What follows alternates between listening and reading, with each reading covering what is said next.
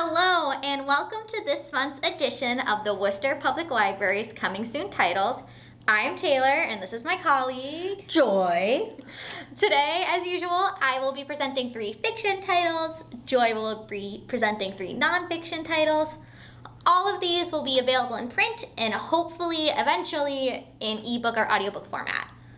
So if we're ready, I'll kick it off. Okay, take it away. All right, so my first choice is They're Going to Love You by Meg Howry. With her father dying, a choreographer must face the betrayal that caused their estrangement nearly 2 decades earlier. Carlisle Martin is in her early 40s, living out in Los Angeles as a choreographer after a divorce. One day, an unexpected call comes from James, her father's partner. James tells her that her father, Robert, does not have long to live. Despite the fact that Carlisle has been estranged from both men for nearly 19 years, she still feels compelled to visit their Bank Street apartment in Greenwich Village to say goodbye. At 6 feet tall and the daughter of 2 professional ballet dancers, she was a natural talent, and especially driven to impress her astute father and his effusive partner, James, a ballet teacher. She spent summers there in the 1980s and 90s, completely absorbed in the world of ballet, while witnessing from the sidelines the impact of the AIDS epidemic on James and Robert's large circle of friends. It is only when a shocking turn of events at age 24 that changes Carlisle's relationship with not just Robert and James, but with her own dreams and ambitions to be a dancer, and with her sense of how her life will unfold. Howry goes back and forth between Carlisle's present and her past, risking tear-jerking sentiment, but instead pirouetting into the perfect mix of poignancy. Howry, a former dancer who joined the Joffrey Ballet when she was just a teenager, writes about the world of dance in a way that mimics movement. Even better is her effortless writing about relationships between parent and child and between queer lovers in all their complex mess and beauty. Agony is ordinary, thinks Carlisle. This novel is anything but. Howry expertly builds tension, leading the reader to feel alongside Carlisle both the draw of ballet and her anxiety about her reunion with her father. Wow, Yeah. that sounds great. Yeah. So I like that pirouetting effortlessly and whatever. That was nice. Thank you. Okay. All right, my first choice for this month is The Ruin of All Witches, Life and Death in a New England Town by British historian Malcolm Gaskell. Well, Halloween may not be over, but I think many of us would agree that it is never too late to read a good spooky story.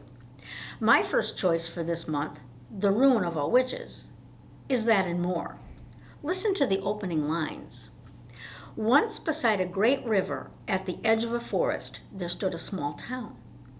Time has erased its every trace, but we can imagine it quiet and still, settled under the pall of late winter darkness. A man is hurrying home along the main street. To his left, a trickling brook and a fathomless bank of trees. The air is ice-sharp, tinged with smoke and resin. The only sounds the rush of water, the muted bellows of cattle, and the distant cry of a wolf. It feels like the edge of the world. And to those who lived there, it is. Some of you may be surprised that the history of witchcraft in New England does not begin in Salem in 1692. Many folks, most, but not all of them women, had been accused of and or tried for practicing witchcraft prior to that date. The events chronicled in The Ruin of All Witches took place in Springfield, Massachusetts in the year 1651. At that time, Springfield was a struggling settlement of fewer than 100 inhabitants whose lives were filled with chronic hardship, ruinous storms, crippling debt, failed crops, conflict with local tribes, insect infestation, social isolation, and the frequent and agonizing death of small children. Is it any wonder that, given the temper of the times, Springfield residents blamed witchcraft for their myriad woes? Well, it may not be surprising, but for one unpopular married couple, Hugh and Mary Parsons, it was bad news indeed. By all accounts, Mary suffered from some kind of mental illness, perhaps postpartum depression. But Hugh was, in the words of New York Times reviewer Caroline Fraser, just a jerk. Regardless, both were whisked away to jail and stood trial for witchcraft. If you want to know how the story unfolds from there, you will have to buy, or better yet, from our perspective, borrow the book. In The Ruin of All Witches, Gaskell has spun what reviewer Fraser calls a deliciously suspenseful tale, but he has also created a lively, well-researched, and meticulous portrait of the everyday lives of a 17th century community in crisis. A British edition of The Ruin of All Witches, published in 2021, was nominated for several prestigious awards. PW says the book is riveting, Kirkus calls it rich history, and Booklist says that it's the perfect read for history enthusiasts and those fascinated by witchcraft. I am those things, and I have a copy on hold. I would have never guessed that, given the big hubbub of Salem, that our neighbors in Springfield were the start of it all. And if you know Springfield now, can you imagine it as this tiny little village huddled on the banks of the Connecticut River? No, absolutely not. He writes very evocatively for a scholar, a well-known scholar of witchcraft, by the way. Witchcraft all over the world. All right. I think I might also place that on hold. Yeah. Okay. My next choice is Small Game by Blair Braverman. Braverman's spellbinding debut follows a cast of 5 as they film an ill-fated survival reality series called Civilization. 4 strangers in 6 weeks. This is all that separates Mara from one life-changing payday. She was surprised when reality TV producers came knocking at Primal Instinct, their survival school where she teaches rich clients not to die during a night outdoors, and even more shocked to be cast in their new show. Now, she just has to live off the land with her fellow survivors for long enough to get the prize money. Her fellow cast members, all handpicked by the show's producers for their archetypal value, include gorgeous, inexperienced Ashley, who just wants to be famous, validation-seeking Eagle Scout Kyle, and a gruff carpenter going by Bullfrog, who hopes his estranged daughter will see him on TV, and James, who books it soon after filming begins at the show's unidentified wilderness location. Mara's unusual, rugged childhood has prepared her for the discomforts and hard work ahead, but trusting her fellow survivors, not part of her skill set. When the cast wakes up one morning to find something has gone horribly wrong, fear ripples through the group. Clashes with insecure Kyle ensue, though Mara doesn't anticipate falling for Ashley, whose sweet demeanor has a dark side. Mara also accepts food from Tom, a crew member who has taken a shine to her. Braverman does a good job demonstrating how Mara's expertise is constantly undermined by touchy would-be survivalists both on and off the show, and how the cast members' relationships change once things get real and the crew mysteriously disappears. Are the producers giving them an extra challenge? Or are they wrapped up in something much more dangerous? Soon, Mara and the others face terrifying decisions as survival becomes more than just a game. Okay, on my list. Perfect. My next choice is The Philosophy of Modern Song by Bob Dylan, Woo-hoo. Greatest songwriter of all time, or at least one of them. It has been said that if you really want to get to know a person, look at their record collection. Obviously, whoever said that did so when record collections were still a thing. Now, those of us who are Bob Dylan fans have a real treat in store. In his new work, Philosophy of Modern Song, Dylan highlights 66 songs from his own quote-unquote record collection in 66 chapters, each chosen to illuminate some facet of modern songwriting and performance. And what an array of songs he has selected. From blues to country to early rock and roll to pop and more. 28 of his selections date from the 1950s, Dylan's formative years as a songwriter and performer. It has been suggested that philosophy may not be the most appropriate word to describe what Dylan has done in this book. But a dry, cohesive philosophy is not what we want or expect from Dylan. Instead, he gives us a dizzying cocktail of surprising insight, deep musical knowledge, humor, intensity, idiosyncratic opinion, and of course, lyrical prose. Oh, and there are the carefully curated photographs that comprise fully 1/3 of the contents of the book. It all amounts to, in the words of LA Times reporter David Hadju, a special kind of bonkers. Although the book has not yet been published, critics have already taken issue with some of Dylan's choices. Regrettably, he includes only 4 songs by women artists, and there is a near absence of contemporary, meaning recent, as opposed to modern music. But as Hadju says, this is Dylan's record collection, not mine, not yours. The philosophy of modern song is bound to generate heated discussion among Dylan fans and music lovers of all stripes. And as a long-time fan, did you get that already? I can hardly wait to participate in the conversation. Philosophy of Modern Song is on my holiday gift list. All right. Do you have a favorite record at home that you can plop out right now? You know what I would like to do is make a list of my own favorites. Yeah. But like, I love Dylan, Leonard Cohen, Joni Mitchell, songwriters.